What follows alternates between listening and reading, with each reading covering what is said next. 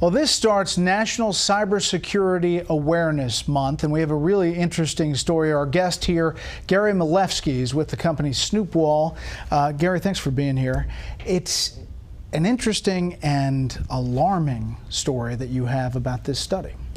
I think this is bigger than Ebola right now because 500 million people are infected and they don't know it. But it's not them, it's their smartphones. So tell me the breakdown. How does this happen?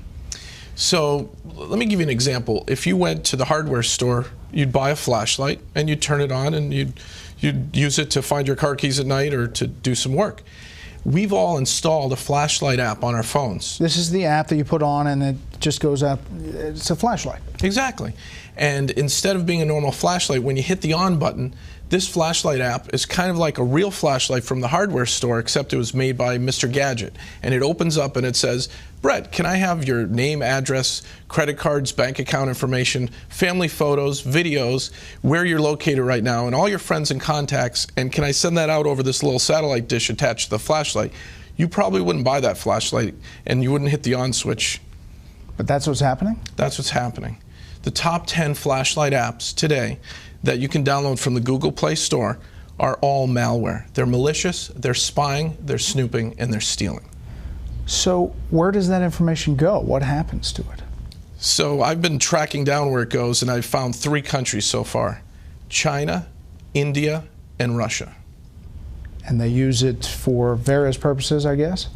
They use it pretty much, it seems, for criminal purposes, but if a nation state wants to collect a lot of information on Americans, this is a great way to do it because everybody installs a flashlight app. So what do you tell people? Don't install flashlight apps, period? In some cases, you actually have to not only uninstall it, but you have to factory reset your phone because they install Trojans that when you uninstall some of these flashlight apps, the Trojans are still installed waiting to run and operate in the background while you're doing important things like mobile banking or reading your contacts list and things like that.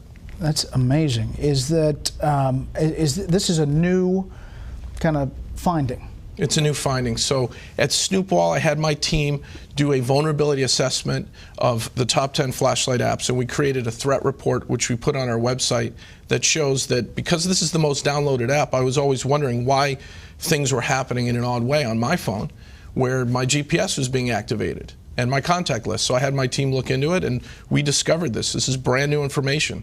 Top 10 flashlight apps, 500 million downloads, all acting in a very malicious way. So if you're telling somebody now, what would you tell them to do? Drop that app and restart your phone? Drop the app, go back to where you bought your phone and ask them for help on a factory reset. Back up your contacts before you do a factory reset. Back up just core information that's important to you, maybe some family photos and your contacts list.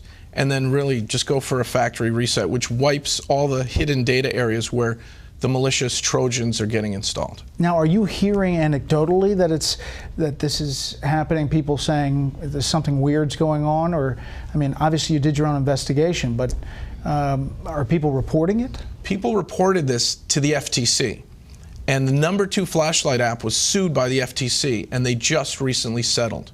They had 50 million downloads at the time, and Brightest Flashlight, which most of us have on our smartphones, had to, in the settlement, agree to put up a privacy policy before you run their app. The privacy policy, Brett, is 25 pages of legalese saying, yes, we spy on you, yes, we geolocate you, yes, we want your mobile data off your phone. We want all this info, accept or don't run our app. And most people don't read it and they hit accept. That was their settlement with the FTC. So you just scroll down, as many people do, and through all of the legalese, and people push accept. You don't even have to scroll. The buttons are right there on the front page of the new version of Brightest Flashlight app, and they're up to 100 million downloads now. How big a deal is cybersecurity now? We hear about it, we do stories about it, but how big a deal is this for our culture as we get more and more people with phones, smartphones, and using their computers? I'm worried about kids, teenagers, families that, you give your kid an iPad or a Droid tablet and you let them play and they install apps that do these things, that geolocate your children. And if they're online predators or cyber criminals, they're going to get at our families because this is the back door into our homes. and even into our businesses because we've installed malware and not known about it. So you would recommend going to the hardware store and getting the flashlight instead of actually getting the app? Get a real flashlight, or look for a flashlight app that's under 100 kilobytes, because the ones that spy on you, it tells you their file size, they're 1.2 megabytes to 5 megabytes. Those are big files to just turn the light on and off. So if you find a really, really tiny flashlight app, a privacy flashlight, you'll be safe. Wow, that is unbelievable news, and thank you for coming in. Again, the website? Snoopwall.com. Okay. Gary, thanks a lot. Brett, thank you.